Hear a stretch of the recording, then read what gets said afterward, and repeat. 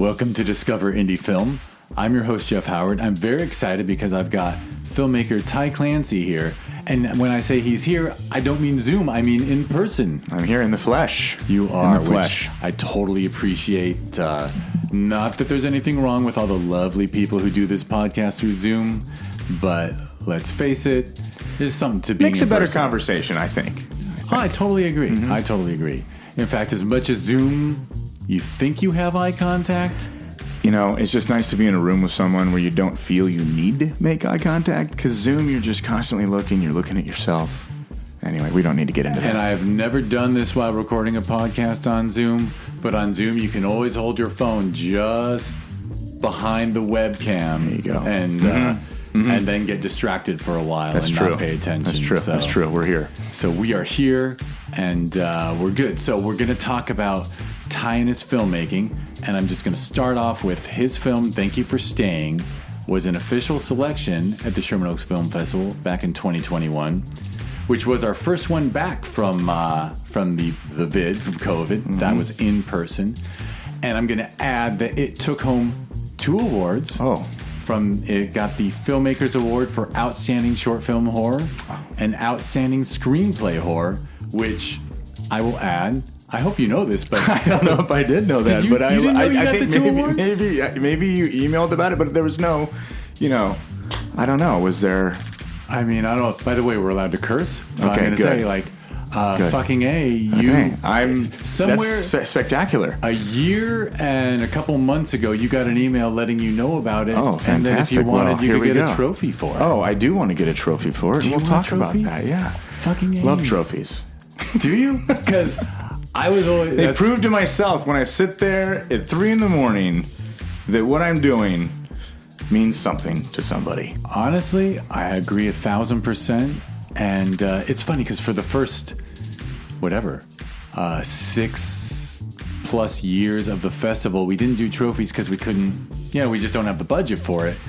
And at one of those mixers at the festival, a filmmaker was like, do you guys do trophies? And I kind of explained why we didn't. And they said, well, other festivals make you pay for it. And I was like, well, doesn't that suck? And he's like, no, I don't mind at all. So we looked it up and, we do like a batch order and what can I say? I'm into it. But thank you. But hey, all right. You're into it. And you just found out about your 2 awards. Live on podcast. I love it. What a funny moment to capture. All right, so that's great. Okay. And on top of it, there is no trophy for this, but to add to it, the Discover Indie Film podcast gave birth to the Discover Indie Film TV series on Amazon Prime Video. And Thank You for Staying is in season 7, episode 4. Yes, which sir. is kind of an all horror episode. I'm excited about that. Which is rare because honestly, not enough horror comes into the series. It tends to be a little, drama-ish and artsy. Although they're kind of, I gotta admit, all 4 horror films in that episode are kind of uniquely artsy in their own way. Yeah, sure. I think you feel like you made... Yes, it was a different film. It was a different film than I normally make, that's for sure. Yeah, not about jump scares, but it's definitely... It was... There are some. There's definitely some jump scares, but I wanted to try to stretch that rubber band of tension as long as I could. And part of that comes from just the look of the piece. I mean, it was shot all with security cameras because it's just what I had at my disposal during COVID. That's right. I remember the Q&A last year in 2021 when... because you use the exact cameras that I put up in my mom's house back in the day. Yes, the Arlos, yes. Which are, that's cool. But before we get to that in the film, although I guess so people should go to Prime Video and watch please the film. I don't know. I don't even think we can do spoilers. Okay, I don't think you can spoil that film. I won't spoil that film. Yeah. I won't give away. But I can talk about it in without giving things away, I think. For sure. But before we get into, so please go to Prime Video and use a big TV. Don't watch movies on your phone. Please. I mean, the sound too. I mean, we were just talking about the fact that you have a 5.5-year-old. I have a 5.5 month old. The 15-year-old who lives in this house she'll actually watch Netflix on her phone, sitting in the room with the 65-inch TV. It hurts. She's like, well, I don't want to watch the TV. I just want to watch it on my phone. And I'm like, I'm about to say one of those old man things about your generation. Yes. But it matters. Please find a big quality TV and watch, open the Prime Video app and watch, type in Discover Indie Film and enjoy great films handpicked from the festival circuit. All right, so I won't bother pitching the TV series anymore. I'm just going to ask you, it's a really well-directed movie. And you won a screenplay award for it. That was You're an incredible. award-winning screenwriter, sir. Hey, I think that's my first as a writer. I'm mostly a director, so I got into writing because I wanted to just start making my own things. And, I started writing shorts back in 2018, 2019. I mean, I've been doing writing for a long time, but with a group and with partners. And this was the first time that I kind of just did something on my own. And so... Well, I'm going to push you. Go way back. Like, as a kid, were you a creative kid? Yes. Were you into... So how'd you first get a spark for either filmmaking or... I had one of those... my father my dad had a video camera. He had first the big VHS thing with the backpack and the suitcase that you wore around and then I think it graduated into Hi 8. And by the time it went into Hi 8, that's when I started grabbing it because it was smaller. And I would just make stupid little parody things like Dr. Franks and Beans and Generic Hospital, things like that just were just silly things that were all in camera editing, and it was terrible. I mean, if you watched it, it's just 45 minutes of us just improvising terrible dialogue, and basically seeing something and just like grabbing it and just trying to bring it into the scene. But still, I applaud there was a difference between the kids who played with a camera just by turning it on and goofing off in front of it, and those who experimented with hitting pause and setting up and unpausing it, because that editing in camera, I swear to God, I totally believe it's wonderful training. Yeah, it is. It was. And I don't know if those exist still today. I'd have to ask my dad, but he had a camera, so that's kind of where I got into it. My mom was a great leader, and so I just learned a lot from her, and the two of those just kind of combined into me wanting to be a filmmaker, because really it is just a ringleader of a circus. I mean, you're trying to organize everything, and it's just a whirlwind, and you're answering a million questions a day, at least when you're working with a crew that, thank you for saying, was a very small crew. That's a special case, which we'll get to. Yeah. So kid playing with a Hi 8, and then around high school, was there a point where you started getting more into it? Or getting more serious? I did some theater in high school, or at least I took some theater classes that really inspired me in terms of what I could do with light, color, and blocking and things that I felt had emotional qualities. And then I went to a university that wasn't necessarily a film school, but they had a good film program. And I didn't ask where you grew up. Iowa, Cedar Rapids, Iowa, the city of 5 seasons. The 5th season is the season to enjoy all the other seasons. So that's a little trivia for you. That actually sounds lovely. It is. It means reflection, right? It means you need to learn how to reflect on your life. I have a very positive impression of Iowa because I drove from LA to Detroit with my brother when he got a job from a California kid moving to the Midwest. And almost every state was ugly. And then when we hit Iowa, it was green. Oh, well, was it farmland? Or it was farmland. Yeah. But it was. But I just was like, this place is pretty. It is. It's a great place to be from. It's a great place to grow up. But I had to experience other things for sure. So you did you go away for college? Yes, I went down to Texas. Went to SMU down in Dallas, and they had a great film program where half of it was physical production, half of it was film theory, and I feel like I took a lot from that. And I did a little stint after college in Spain where I was just making promotional videos for real estate companies because I just had a video camera, and I ran into some guys who needed promotional videos. That's incredibly cool. Very, very lucky. And but after 18 months, I was like, this isn't exactly what I set out to do. But you did. But it was Spain an adventure for 18 months. Yes, yeah, and it was an adventure. I loved it. And then came to LA after that. And You just gave me a bunch of questions, though. So first of all, I love that SMU was the balance between film theory and practical, because I just think it's great to have the balance. And so was that your major? Yes. Yeah. And I loved it. I loved it. It was great. I wish I would have shot more, but we did everything from like shooting on 16 and editing on the Steenbecks, flatbeds, like that really helps. and at the tail end was when Premiere came around. And so I got to experience both linear editing and non-linear editing. And, that really helped put into perspective when you're frustrated during an edit, thinking about what it would be like if you had just strings of, Editing with actual film is an amazing experience that I guess it's going to not exist, but maybe not. But it's funny. I've met people who are like, I never really understood why it says trim bin and this and that. You know what I mean? Like, it's funny. Yes, bins, yes. But and did you have the Spanish skills before you went to Spain? Not really. I famously tested out of Spanish in college because it was a multiple choice test and I knew I was failing terribly, and I just did AC/DC down the line. And somehow I tested out of Spanish by doing that. And I don't encourage any child to do that, but I will say that it tested out, and karma got me back, because then I moved to Spain and I didn't know how to speak Spanish, and I had to learn the hard way. So that's actually a fantastic story right there. I've never even heard of someone managing to do that. It surprised the hell out of me too.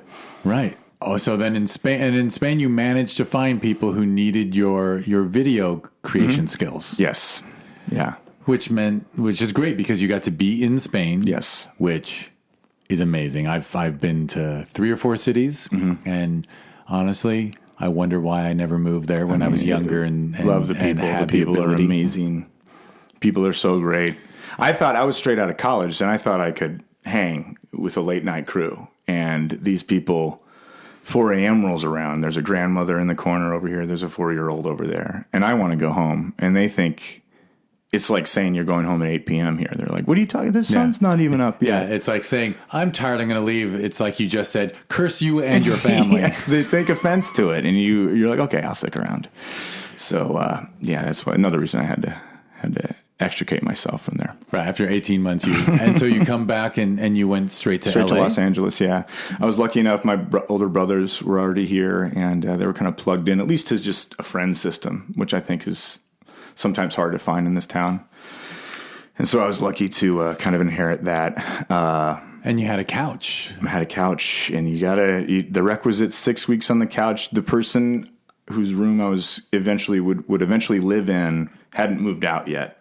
And so there was definitely a overlap. Oh, but so that helped. So you knew. So when you left Spain, was it because there was a spot opening up in an apartment? Kind of. LA? I mean, I was also just kind of finished over there. Yeah, with you were ready. Yeah. I was like, it's not ready yet? Okay, I'll just sit on the couch. That's excellent. Excellent, by the way, that you and your brother get along well enough for something like that. We do. We have a company now together. So, he's a producer, and they're both producers. Both my brothers are. All right. So he or they were here for the industry as well. Yes. Oh, so your dad with his camera hobby inspired 3 young men. They were very confused. My dad was a salesman, and my mom was actually the first female mayor of Cedar Rapids, which I'm very proud of. She's golf clap, incredible. Yes, she's an incredible woman, and so it was. I think it was. At least I studied film. My brothers, one of them studied computer science, the other one was an engineering major, and they ended up, as like actors in LA before they turned to producing, and I'm sure that was a little frustrating for my folks. At least I'm using a college degree. That's true. Oh, right. Frustrating that your parents put so many people through college who were like, especially the engineer. The engineers, that's your retirement plan right there. Exactly. Yeah. He was supposed to really expecting to. Yeah, he was supposed to his coattails, get into the defense industry and just clean it up. Yep. Unfortunately, he let us all down. Well, apparently not. I'm sure everyone gets along. Yes. And so here, once you got settled, what was the first couple steps? I just wanted to get as many jobs in as many different departments as I could. PA was obviously the first that came around. I think the very first project I worked on was I was a PA on the movie Paparazzi, starring Kohlhauser, which was just a fantastic movie. And it was a fantastic experience. I tell you what, they made me in charge of walkies, which, to give that to a newbie, I think on one hand is a haze, on the other hand is just a terrible idea, because I didn't know what I was doing. You know, I mean, is it walkies? Okay, yeah, sure. Take a walkie. You know, do you sign it out? Nah, take it. And then I think maybe 6 weeks after the production, I got a call. There was like, hey, listen, we're missing walkie this and walkie that. And I was like, yeah, hey. Not sure where they went. Yeah. I made sure they were all charged up.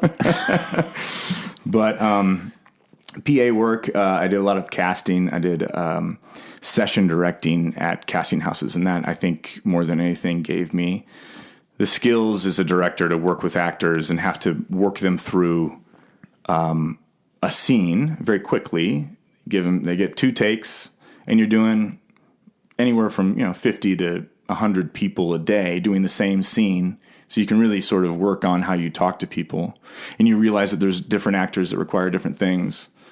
And, so that was the next few years was doing that. Yeah. That's a super intense trial by fire kind of situation. Yeah. I mean, and they're nervous. I mean, after a while you're not nervous, but certainly when I started out, I was nervous, but, after it helped me just sort of really start to understand how to communicate with actors. And also I was editing. I mean, all along I was editing my own stuff, shooting my own stuff. I shot a short film that was it was like a backyard keg party that turned into a brawl. But it was set to the tango. It was like a music video. And I just required a lot of people, and I just got a keg, and I told my friends, come on over and please be in it, have drink, have fun, but just do what we need you to do. And it was a great experience. We had a lot of fun, and some of the people that were there were a part of this stage comedy group who wanted to start shooting their stage sketches. And so we all coupled up, and we started a little comedy group, and we started making short films. We probably shot up to 50 short films, just little sketches over the course of 7-8 years. And yeah, that's kind of, I mean, I got a compliment I wanted to throw at you, which is just like we said, how thank you for staying, we can fairly call it a horror short, but you added elements to it. Here you are doing a little short for fun about a backyard brawl, and you throw in this creative tango element. Like, you clearly don't just settle for what has been seen before. Yeah, I don't want to do anything that's rote. I try to obviously put a spin on anything. You try to take something familiar and twist it into something unique and new. That's what, hey, as a festival programmer, I'm just appreciative that people like you exist. Because the new to do something new and creative, that's exactly what we're looking for in this world. I think you just got to push the boundaries, see what you're capable of. You have to. All right. So were you happy with the stuff you made with that? Oh, absolutely. It was the most fun I've ever had. I was in my 20s. We were just making no budget stuff for no money. No one was paying us to do it. We were doing it for fun. We had day jobs. I was doing the casting stuff when I could. And if we had an idea, we would go shoot it. I mean, there were simple ideas there, nothing. I had read some people were pitching me things before that were crazy. And I was like, we're never going to shoot that. But these ideas were very, very simple. And we could go out, and we eventually parlayed some of that stuff into a series with the BBC, and it ended up on Hulu. And that was Gigi Almost American with Josh Gad. He was one of the members of the comedy troupe. And we did 2 seasons of that. And that was probably the pinnacle of my comedy experience. It was, we just kind of had free reign to do it, to make it. It was sort of a Mr. Bean type formula. And we just had so much fun making it. And And then after that, we started to try and pitch TV shows, movies. Nothing really got traction, and so we all kind of went our separate ways. And I did some reality, some documentary, some commercial stuff. You know, I got into commercials, and that helped pay the bills for a little while. And I realized that I wanted to get back into narrative, and you know, my first love was, I really love psychological thrillers. I really love not necessarily horror, but I think horror fascinates me. So I wanted to, when I set out to sort of write some new things that I was like, you know what, that comedy group that I was with was called the Lost Nomads.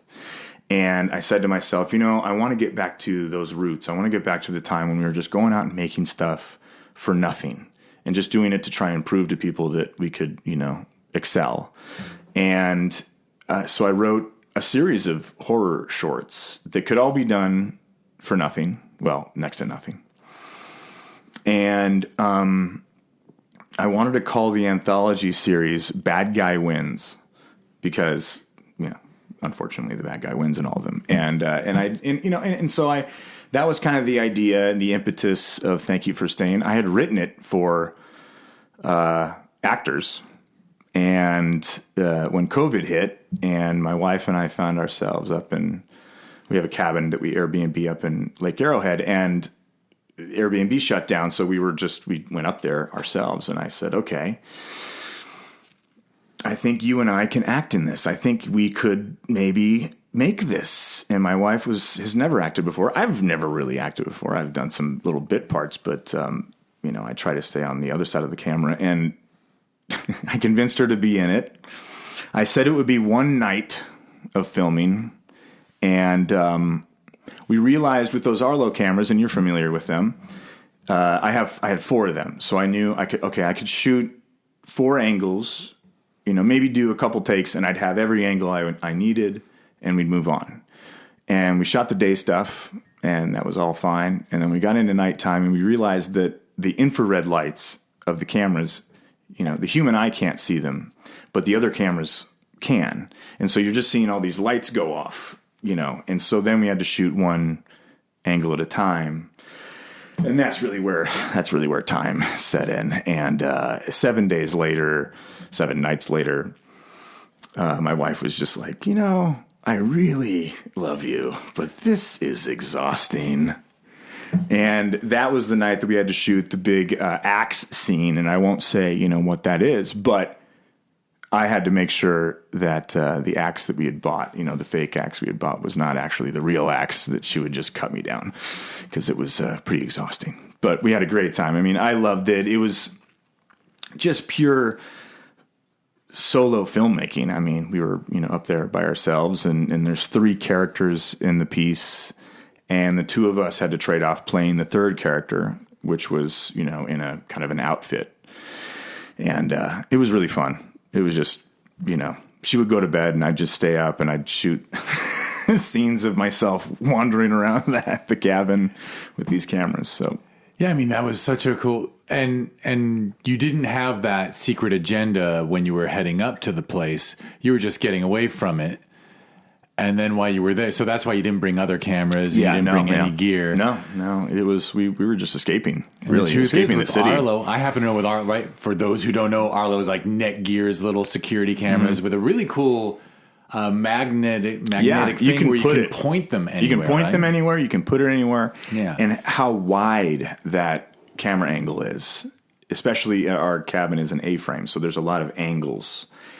And I just loved, you know, it felt very German expressionistic, you know, because a lot of it was black and white, because when it goes into night vision. And I just loved how, you know, the super wide angles with those hardcore diagonals. It was seriously spooky. And then you just hop on the Arlo website and you download your footage. Like you got dailies ready for you. Like you had a tech working for you. We shot this scene that required my wife to like jump over a couch and open a window and then jump back over the couch and roll and all this stuff, and rug burns, you know, central. And she does it a few times, and we're downloading to my phone, and she realizes I was supposed to be carrying the camera, and I wasn't. Scripty. She was wearing the scripty was covering hat for you. And I was like, oh, God, okay. She goes, just don't say anything. Let's just go shoot again. Okay, go. Let's go. And we go shoot again. And she did an amazing, amazing job. And then I ended up cutting the scene because it just didn't make sense. Well, that's funny. That's very funny. I pulled her into the office when I was in the edit, and I was like, honey, I know you worked really hard for that scene, but we're going to have to lose it. Because it would have made the bad guy or bad person seem like there was two of them, just because of the timing that happened. So I didn't want that. So the scene was cut. I'm sure she wasn't terribly angry, right? I mean, no. In the end, the whole thing. It was an eye roll. It was an eye roll. Was it fun for her at first, and then over time? She had a great time. She did an amazing job, and I put her through some weird things to try and get her terrified reactions. Putting together little videos of me getting choked to death. Not like. Not just random videos of me getting choked. It was takes of what we had shot. Everyone has their king.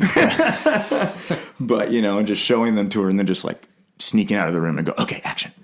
But yeah, she did it. She was such a trooper. And she had a good time. It was just exhausting. And I don't think this is a spoiler. Feel free to say no, but Okay. I'm not going to. But the room she finds with some surveillance equipment, that's something okay. you have there, right? Yeah, absolutely. That was just like you didn't have to set that up. That is just a what do we call that room? It's a storage room. They called it a build-up room. Okay, so the side of the mountain is right there, and it's basically a workshop. But we do not have the surveillance. Right, you set that up. You created that. That was just my computer to monitor with my laptop HDMI'd in. And just, playing some QuickTime video that I had edited together. Super effective. Yep. Did the job. It must have been super. I mean, was it about as much fun as you can have?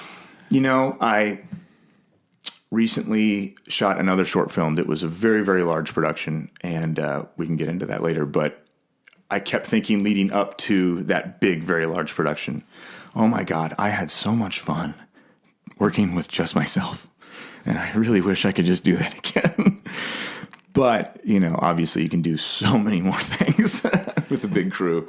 And they're very necessary. But I was definitely being very reminiscent and just nostalgic for working by myself. It was quite fun. That never happens in film. No. Except maybe Bo Burnham, which, his inside was another one that was forced on him, though. Yeah. I'm sure it was going to be, right? He was signed to do a real special, and then COVID hit, and he was just like you, a creative person in a room going, needed an outlet. I might as well do something. Yep. Yeah. The alleged gift of COVID, right? Yeah, right. Yeah. Oh. Well, it was a time to really think about what matters to you and what makes you happy and what you're passionate about. And, there was no work. And so I had to work, and I made my wife change careers. She did win a Best Actress at some film festival. I don't know what it was, but that was really fantastic. So she's, one and done. Award-winning actress. I'm really proud of her performance. Yeah, if she just leaves it there, she will drop the mic. She'll have a perfect record. Exactly. That's great. And you said you did all the editing after you came back to town? Yes. Yeah, we were getting ready to come back, and playtime was over. Which meant so you didn't edit up there, which meant if there was something you needed, you had to work around it. Yes, exactly. And we may have had to reshoot something on a trip back up. I'm not sure. I think that the mechanism that she used to barricade herself into that build-up room was really lame at first. I think it was like a broom, something to... And I was like, we have to barricade this thing. And so we had a big storage locker that was there. And I was like, she pushes this thing over. And so we had to reshoot that. So we did reshoot that a couple weeks later. But yeah, I edited back in LA, back when we were still stuck in our houses, but So actually, so that is actually really fun. So you did whatever you did, your assembly cut, and then you said to her, "We got to go back to the cabin." yeah, yep. We got to go back to the cabin, which doesn't suck. No, you got a cabin, and you got a cabin in the mountains. It was great. We were Southern California. We were in our apartment in Santa Monica, and we're just like, "This is how about we get out of here?" It was COVID. Everyone's just stuck in their house. By the way, funny tangent, but you're kind of living the California dream of an apartment in Santa Monica. Yes. So you had one home not too far from the beach, and then one home up in the mountains where people ski. Like, isn't that what everyone says about LA? It's the only place where you can wake up, surf, and then by lunchtime you're skiing. Yep. I never did it because surfing, scares me. But you can body surf. You can body surf, yeah. Or you can just stand. I can frolic. Get your I can feet frolic wet. in the waves. And then go frolic in the snow. Yeah. So I'm going to ask for a frolicking documentary someday. Okay, good. Just do a 30-second one. Yeah. But so I just distracted myself with the silliness. All right, so you finish it. Yep. And is COVID still raging, or is the world back to normal? Is the world? I think that it was. I finished it late July, early August of 2020. So it wasn't. We shot it in May. I think it took me 2 months to kind of get it to a place where I was happy with it. Then we had a composer work on some things, Zach Ryan, who I use we used him for the comedy stuff back in the day. He's just amazing. And he put together some great stuff. We have a little voiceover booth in our place, and we wanted to add some like oohs and ahs. So I had my wife is an amazing singer. And so we went in there and just did some like very ethereal, spooky, not like ghost stuff, but it was more like choir stuff, but like on a minor key. And so, but yeah, we finished, I think, August, and I think I wanted to wait until 2021 just to like really make sure I think I had to use that song that I used within a year. So I wanted to make sure that at least just for the ending credits. Yeah, so we. I think. And were you the voiceover at the beginning? No, that was my friend. Voice? That was my friend Tyler Moore. Who we talked about. He is just he has a fantastic voice, and he was part of the Lost Nomads, the comedy group we were with. And anytime I need some sort of official voice, he was also, I think, the newscast at the beginning too. He was two different voices in that. And, and he managed to sound like an older gentleman, right? He really did. We had to dial that in, but he did a great job. Oh, you mean he did it too? He gave me so many different versions of an old man that we had to be like, okay, I love this one, but a little more this, or he's so great at taking direction. Give him a few more teeth. Right now, he's sitting on the porch with a cat. Or it sounds like he doesn't have any teeth, so maybe give him some teeth. Absolutely. And I was going to say, like, you made this fun little film by yourself. Did you share it with all the comedy guys? I did, yeah, for sure. I always like to send them the stuff. What a cool group to have in your back pocket. It's very nice to always bounce ideas off people and have people that you trust to tell you, like, what's this? Or this is amazing, There's so much value in those people you've known for a long time too, right? Like you just, the shorthand, I guess. Yes. And then did you wait for COVID to pass before sending it off to festivals and stuff? Yeah. Did you have festivals in mind, or did you just kind of make it, and then when you looked at it, did you say, hey, I can hit the festival circuit? Yeah, I always wanted to hit the festival circuit. I think that I just wanted to make sure it was during 2021, so I just kind of waited. But I'm trying to think it was, I think the first festival was early 2021, and then it just ran through, I think Sherman Oaks was in the summer, right? November. So November, okay, probably near the end. It's California, so everything's summer. But it's right at the end of the run. And I really enjoyed going around the festivals. I really enjoyed the Sherman Oaks Film Festival. One festival that I went to, and I'm not going to name it. It was great. They were very nice. But they put us in a pod of documentaries. In like very heartfelt documentaries, okay? Like tear gushers. And then ours plays last. And my wife and I are in the back. And we're just waiting.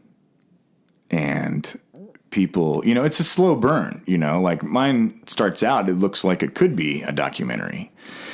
And then people start dying, and the gasps that were coming from the crowd. It was very enjoyable for me to watch. However, I do think that it could have played in a better pod. The other filmmakers, maybe they appreciated it. Maybe it was nice to like have a little break. But it is funny that I wonder how many people thought, because it does come across as documentary at first. A little bit, yeah. Although there is the voiceover, but documentaries have voiceover. Yeah, so absolutely. You should have said, no, that was a documentary. Yeah, no, that happened. That's found footage. I just found that footage on my. Yeah, it's I was at an terrible. Airbnb, but the Q&A was directly after it showed, and the other filmmakers were still.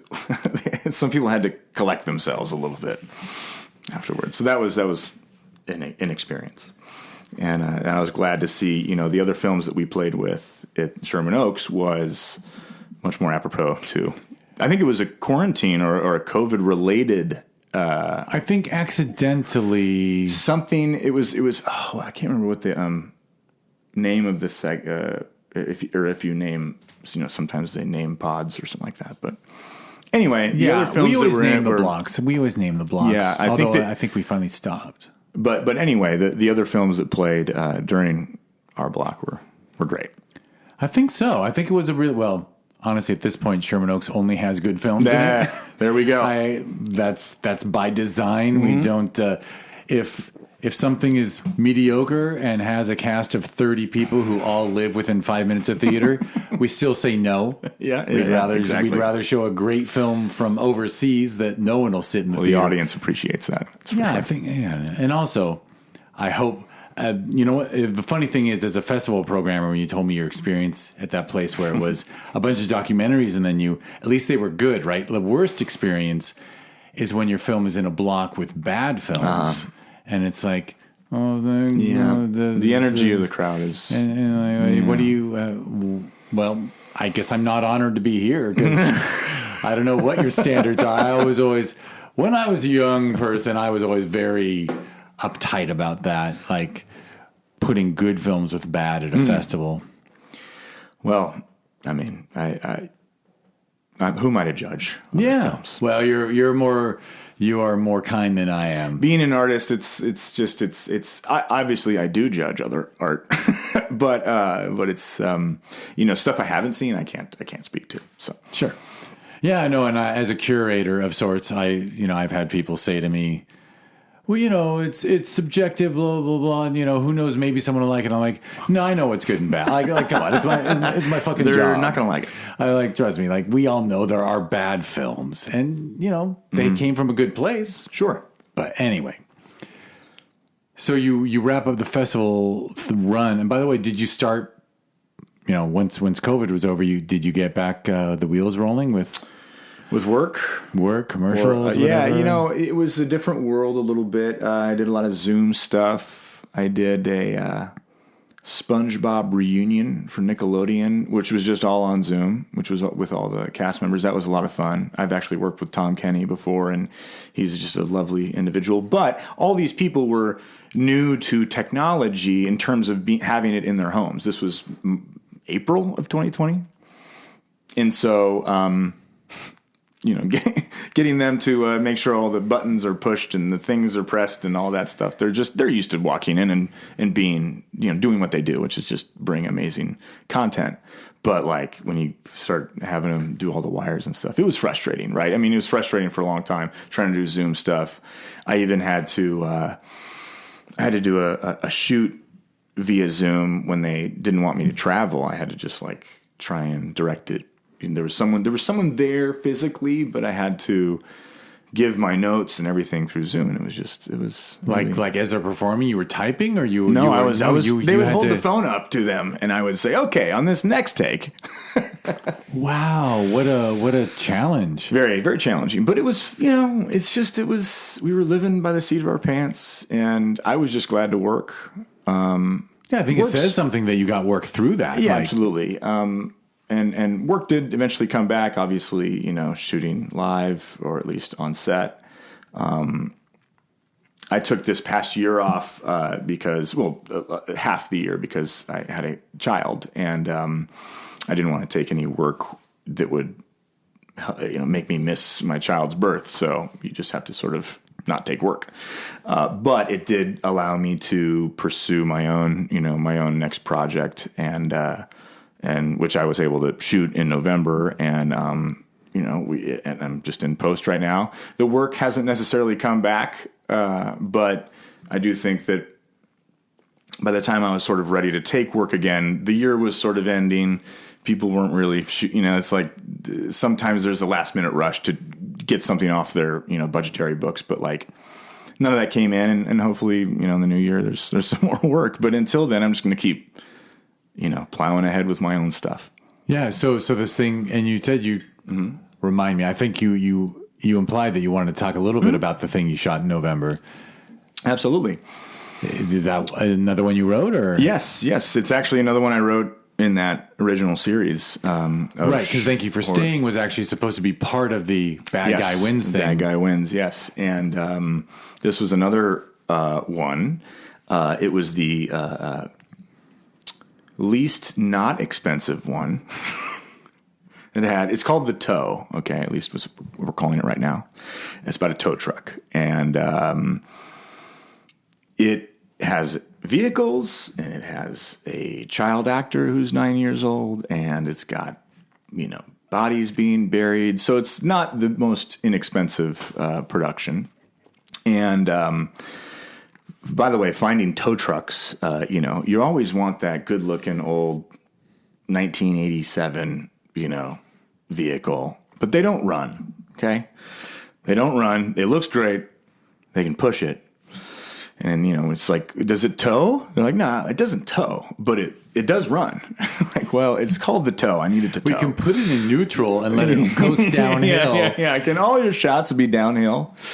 We actually didn't even know if it was going to tow until, I think, the second day of shooting.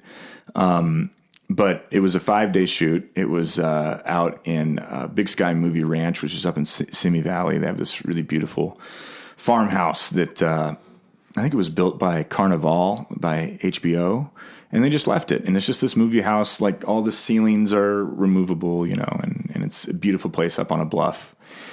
And gorgeous dirt roads on the property, which really fit the story. But by day 3, the rains came and turned the place just into a mud pit. And so production was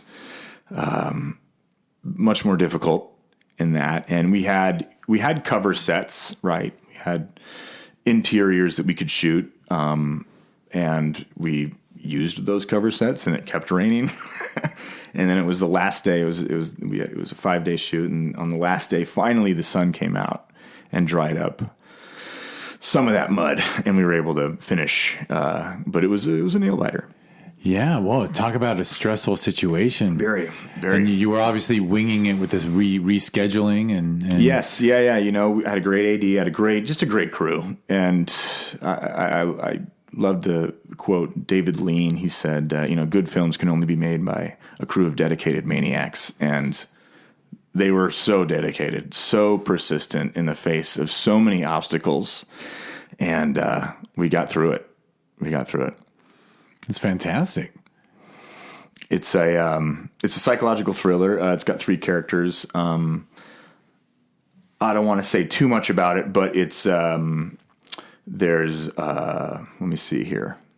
There's sort of a land grab element to it. There's a story between a father and a daughter who just lost the mother, and so there's this. At the core of it is this relationship between the father and the daughter, and it's the way I try to, I guess, twist conventions on it is that I try to flip around who you're rooting for, who you're scared of, and all that stuff. And that's kind of what I'm trying to go with on this project, is making you cheer for someone that by the end of it you're like, oh wow, I maybe shouldn't have been cheering for them or rooting for them. And that was kind of what I was trying to go for with this. Excellent, cool. And you're in post. Yes, I'm in post right now. Yeah, and I'm editing. Is this one going to run? How long is it? It's 13 pages, 12 pages. It may end up being 15 minutes because you want to draw some things out. But I'm in that section of the rough cut where it's an embarrassment of riches. The actors just really brought it. We worked with Clayne Crawford and Jesse Garcia, are just a couple top-notch actors, and they were able to just bring it. And so every take was usable. We shot on 2 cameras for a lot of it, mostly so we could kind of hopscotch if we had, we've got Steadicam next, so let's send the camera over there. But sometimes we would have 2 cameras working at the same time. And I mean, I have so much footage that's so good. And, the biggest problem is that it's hard to pick which take to use, And so that's the stage I'm in right now. And I just need to barrel through, get that rough cut done, because then it's really the fun part of editing once you've got that, just the rough cut out of the way. It's for sure. And, the embarrassment of riches beats the shit out of the opposite. Yeah. Oh, yeah. I had watched, the one mistake I made was that I watched that documentary, Light and Magic. Have you seen that? It's about ILM. I've been very good. Getting recommended to me. Very good. But it made me think that I can do all those things. So there would be times when I'm like, no, I'll paint that out. Don't worry. Don't move it. So you gave yourself a lot of work. I did. Yeah. So now I'm in the edit going, well, I know that every take I'm going to have to paint that thing out. So anyway, it's going to be fine. Which you can do. It's absolutely. It's just time. I was like, hey, if I got to watch some tutorials, that's what I've done my whole life. It's just because obviously what I learned in school is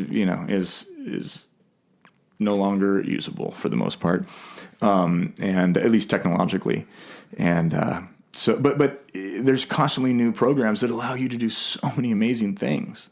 It's a little upsetting that the iPhone now just takes things out of the image that, I used to have to do in Photoshop, with cloning. But anyway, it's pretty amazing what technology is able to do now. And it saves a lot of time. And I just knew that I could, if I watched some tutorials, I'd figure it out.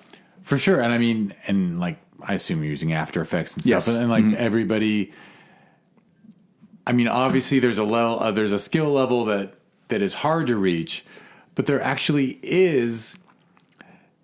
I just meet so many filmmakers who are able to do something wonderful on their own. Absolutely. When you get into world building and shading and all that stuff, that's a whole other thing. But if I need to put a moon in the sky, if I need to make an explosion, that's actually pretty easy to do. Gunshots, I try not to have any guns in my films, but, I think that it's just all. Even if I think for a while we were even shooting some comedy shorts that were just based off me wanting to do a head explosion, me wanting to do the Iron Man, HUD, right? We would just write things just so I could experiment with After Effects when I first introduced myself to it. Which was great training. It was great training. It was. Yeah, this is a powerful tool and it was fun. I mean, it was, comedy is it's fun to do. And the funny thing is they force these programs on everyone by making you pay for a suite of programs. Yes. So everyone has it. Mm-hmm. So I wonder if someday I'll talk to an effects guy who's pissed off about. But it's funny because this very conversation made me realize I wonder if that's why the Marvel movies go so overboard with the number of moving odd we just have to have so many armies going at each other because that's the only thing we can do that no one else can. Yeah. Yeah, it's the only way to impress us overkill, now. Transformers. It's just it's very, very overkill. I really love this more stripped down, Joker and Logan, and I mean those superhero movies I feel are really emotionally captivating, and they don't need the big. Obviously you go to the popcorn blockbusters, for that kind of stuff, but obviously we can debate all day whether that's, There's something for everyone. Exactly. I'm with you on that. There's something for everyone. But yeah, it's so cool. It's such a good time. Heck, you are. And this is in your lifetime. You went from shooting on film and cutting on a flatbed. Yeah. To cutting and splicing to just being able to. And these things have a cinema. I'm holding up an iPhone. It has cinema mode and with all sorts of. I shot for Thank You for Staying. I shot the stuff down in the storage room of her is with an iPhone because I wanted it a bit more crisp and clear, and the Arlos were just too wide for that. It would have distorted her face too much. So I did shoot with an iPhone, which was the first for me for anything, professional. I mean, there's a film actually a couple seasons ago in Discover Indie Film where they shot the whole thing on red. And then for footage, it's called Brolga, and it's a post-apocalyptic thing based in Australia. And this Australian filmmaker shot the whole thing on red. And then he and his partner, she's from Ukraine, and they went to Chernobyl. Oh, wow. And they shot with his iPhone footage of shopping malls that have been overtaken by plants and trees just growing over escalators and building. And he shot, and you can't tell the iPhone footage from the red footage. Wow, that's because they did a good enough job with it. And I'm like, that's going to piss off some red people, but the truth is, it's seamless. It's really seamless. It is. And there's no excuse for anybody not going out and just shooting their own stuff, which is, I know, something that is said a lot, but, I think that when I first started, I was using a DVX 100, and it wasn't too expensive, but, the tape was $10, whatever. I could go shoot 60 minutes for $10. And that was certainly a lower barrier of entry for me, and I took advantage of that. And but I had to know how to use that camera. I mean, iPhones, anybody can use them. They can, but someone like yourself, I bet you're going to put a better lens on it. That's what I did for Thank You for Staying. I used I used a lens. Truth is, my mom couldn't do what you did. Yeah, okay. and actually, I couldn't, and I'm halfway, literate with cameras. But yeah, it takes a skillful person to actually. Honestly, most people. The lens that I used did give a great distortion around the edges that was almost reminiscent of. Why am I blanking right now? Certain lenses. Well, it'll come back to me. The point is, for everyone thinking about shooting their own film, just find someone who's done it before and talk to them about the lenses to pop on here, right? Because you just get an iPhone case that you can pop a lens on. Google and all iPhone of a sudden, lens. Yeah. It looks like a $10,000 camera. It does. It looks great, and it shoots 4K now. It's crazy.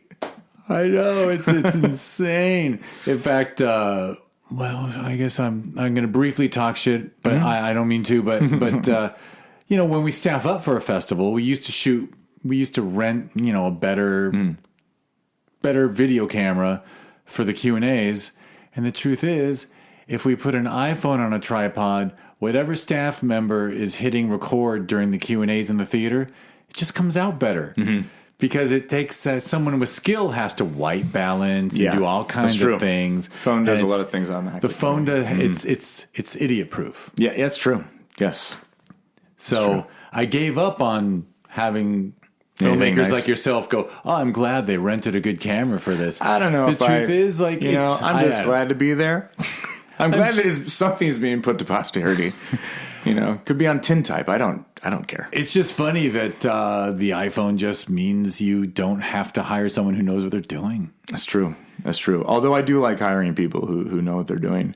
It does make for a better image. It does. Yeah. I mean, the film, obviously the film that I just shot is light years ahead of what I shot with my Arlo cameras. Well, you were you were using what you had up there, but also, it gave you the surveillance vibe, which is... It did. It fit the vibe. I mean, I wouldn't have wanted to use an actual camera.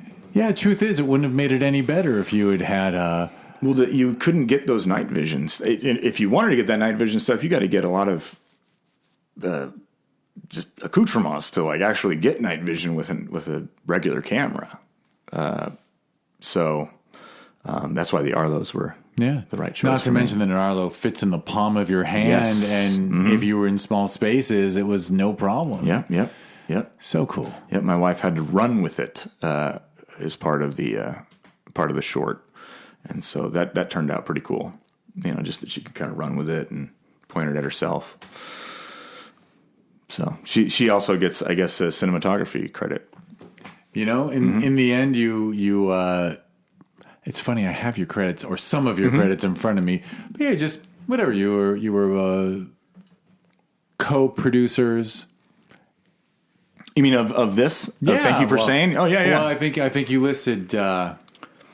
We were everything. I mean, I think everything. besides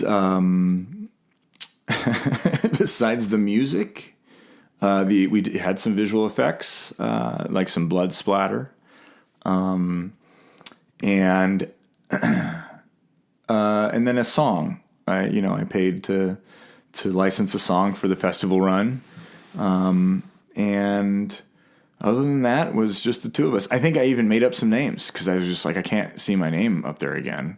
Because I think it says edited by Ben Huxley, which is my pseudonym. Oh, that's funny. I only have what we threw on because I just copy and paste off the Sherman Oaks Film Festival website.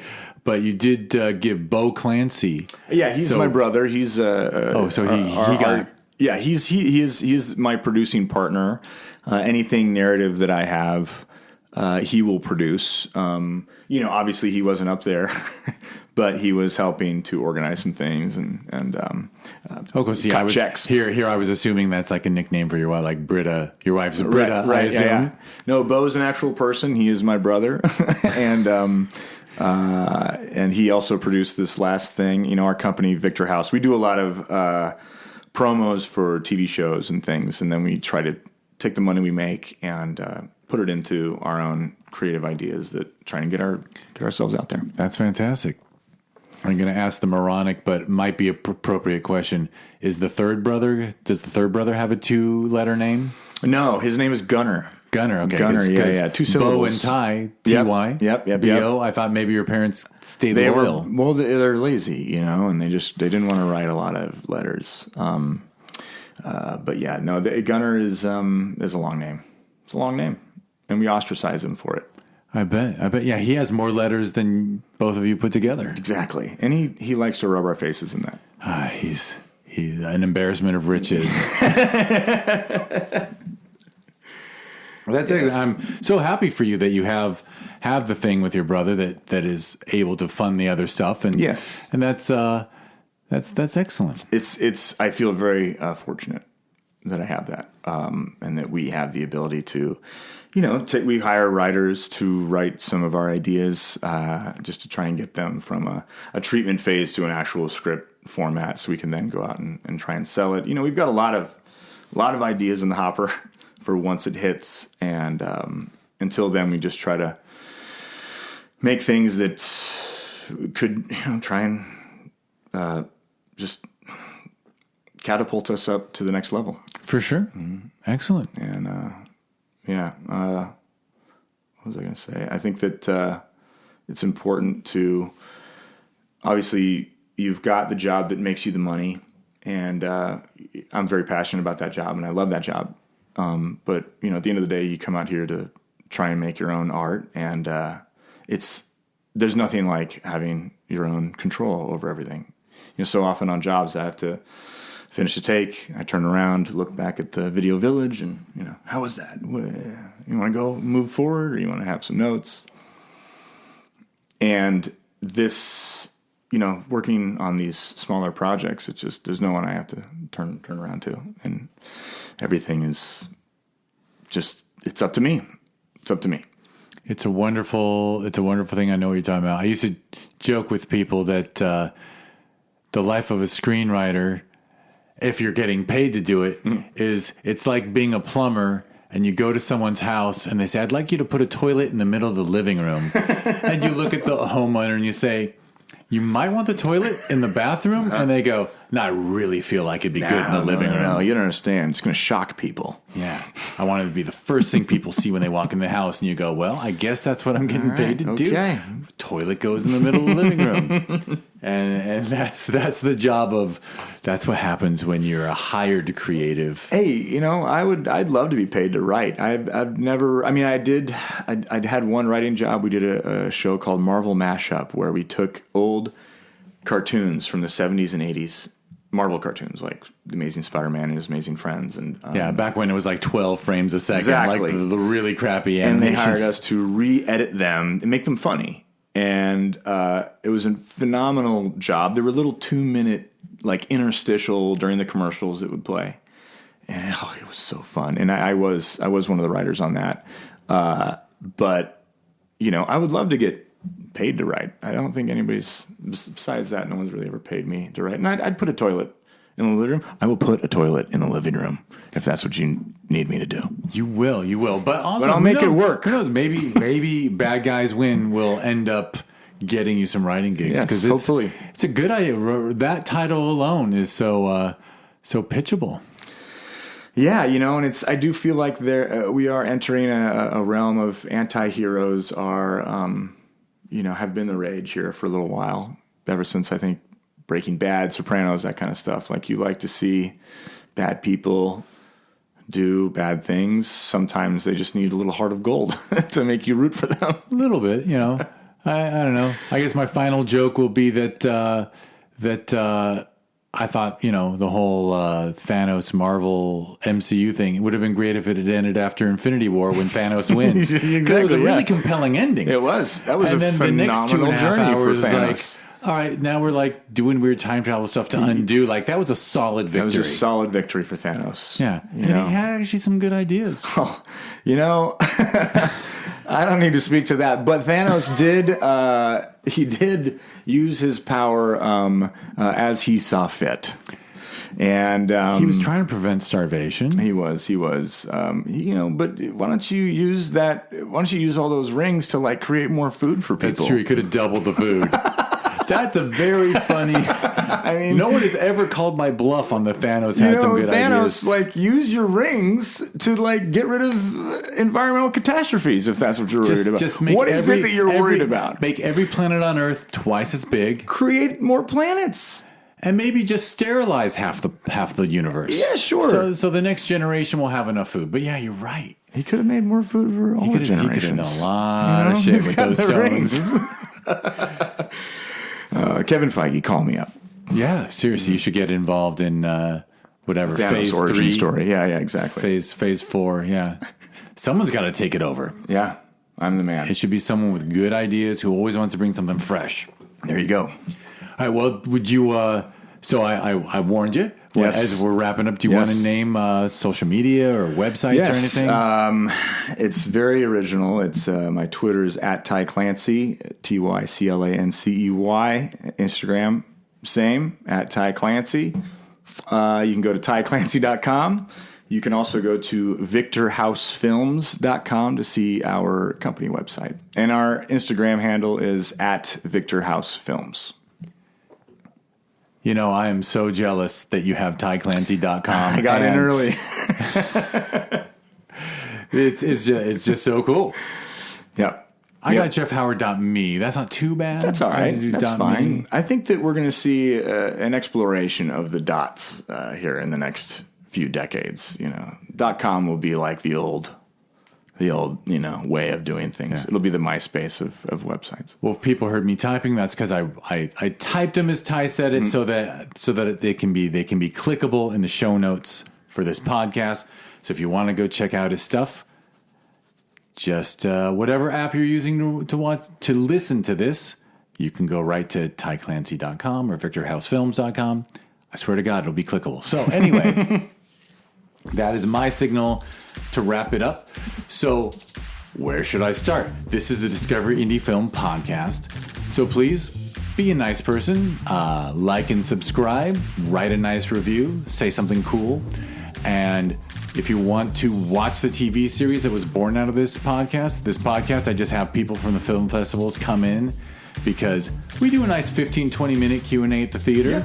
which is not enough. It's not. Especially because we always have to turn to that pesky audience and let them ask questions. And sometimes they're not good questions. And I'm like, oh man, we just lost like 4 of our 15 minutes to like, did you realize that? I always feel bad for the sci-fi people because someone always raises their hand and says, did you see the episode of Black Mirror when? And I'm like, dude, don't do that. Don't do that. Don't do that to this person. It's not just like Black Mirror. But anyway, Black Mirror did every fucking thing possible. Exactly. Or Twilight Zone. Oh my God, Twilight Zone, so good. All right, so anyway, if you want to learn more about the podcast or that TV series, go to discoverindiefilm.com, and it's at DIF Wins on social media. And like I said, go to a big-ass TV, open up the Prime Video app, and just go straight to type in Discover Indie Film. It'll auto-complete at some point, and go to Season 7. If you want to be really cool, just go straight to Episode 4. Episode 4 for the horror. But I promise you, all 10 episodes are great. We used to be included with the Prime. Now it's $7.99 for the whole season, or 99 cents per episode. But think about that. Like 23, 24 indie films made by people who Lifetime made them because they had to, because they had a creative thing that they just needed to express. So paying $8 for 23 films... It's not a lot. It's not a lot to ask. Because you are supporting people who truly make it for the right reasons. Mm-hmm. There was not a boardroom of people didn't sit down and go, how can we maximize the profits of our IP? No. Pure passion. So exactly, it is. It's passion. And we got everything. Documentary, horror, drama, everything. So enjoy Discover Indie Film. I will add that it was the Sherman Oaks Film Festival that we met at. So if you want to learn more about that festival that we hold every November, that one is ShermanOaksFF.com, and it's at ShermanOaksFF on social media. And it's fantastic. June, check it out. It is a good. You know what? We are ranked in the top 100 worldwide, best reviewed, which is I just have people like yourself to thank, because when we got the top 100, I was kind of unaware that existed, and our submissions doubled overnight. So. Fantastic. Thank you to you and everyone else who gives us good reviews. And actually, the other festival we do every June is also in the top 100 best reviewed worldwide out of 12,000 film festivals. Holy Film Freeway's monthly email to us saying that we're in the top 100 used to say 10, and I stopped paying attention. I just noticed it's 12. Wow. 12,000? 12,000. No, we don't need that many film festivals. That's a lot. That's a lot of fees to pay. That's a lot of fees to pay, yeah. But if you want to learn about that festival, go to filminvasionla.com, and it's at filminvasionla on social media. And the last thing I will mention, and Ty is hearing about this for the first time, but I should be nudging him, is that I started something fun called THC Cinema, because I watch like 1,500 films a year for the 2 festivals. And we held on April 20th at the theater where we hold the festivals, an evening for people to responsibly, you have to do drugs responsibly. Yes. Where we live, marijuana is legal. And so we watched like 15 shorts that were just wonderful to watch when you're high. That's lovely. And I lost money, but it was a nice night. It was a really nice night. Like 65 people were in the theater, and we just... it was great. Are you going to do that again? We're going to do it again. Oh, fantastic. We're doing it again on 420 next year. We did it twice in 420 this year. It's 2023 already. Wow. Fucking hell. Holy shit. But so on April 20th. But for one reason or another, I can't sit still. So we started a thing called Hi TV. Okay. So people go to watchhitv.com, HITV. Editor's note, every time I say Hi TV, I should have actually said TVHi. The service has been rebranded. It is called TVHi, as in watchtvhi.com, TVHi. And you can learn more about it on social media if you go to @WatchTVHi. And that's always TVHi. Back to the podcast. It is a streaming service. It's a smart TV app where everything on there is great to watch when you're high. Oh, man. All right. Because I kind of felt like the world could use that. And if you go to watchhitv.com, you can subscribe for $4.20 a month. Oh. Apropos. $4.20. If you get it on the App Store, whether it's Google or Roku TV or Amazon Prime, Amazon Fire TV, they make us charge $4.99 a month. They won't let you do $4.20. Boo. Yeah. Which actually means we make more money. True. But I am kind of mad. That 79 cents adds up, believe it or not. But anyway, so I'm not sure, but I am gonna. There are a couple horror films on HiTV.com. Okay, and I kind of right. feel like Thank You for Staying might be good. Would love to have it on there. All right, let's share talk. it with you. Beautiful. There you go. Beautiful. Well, now you have heard, dear podcast listener, you heard the moment that Ty Clancey said he'd love to have his film on HiTV. So anyway, HiTV is my latest baby, and hopefully it'll do all right and allow me to hire more people to help me at the festivals. Absolutely. What do you know? Absolutely. I shouldn't have said that. I'm tempted to edit that, but I swear I never edit anything. All right, Ty, thank you for coming in. Thank you for having me. I really appreciate it. Yeah, and I want to thank everyone for listening.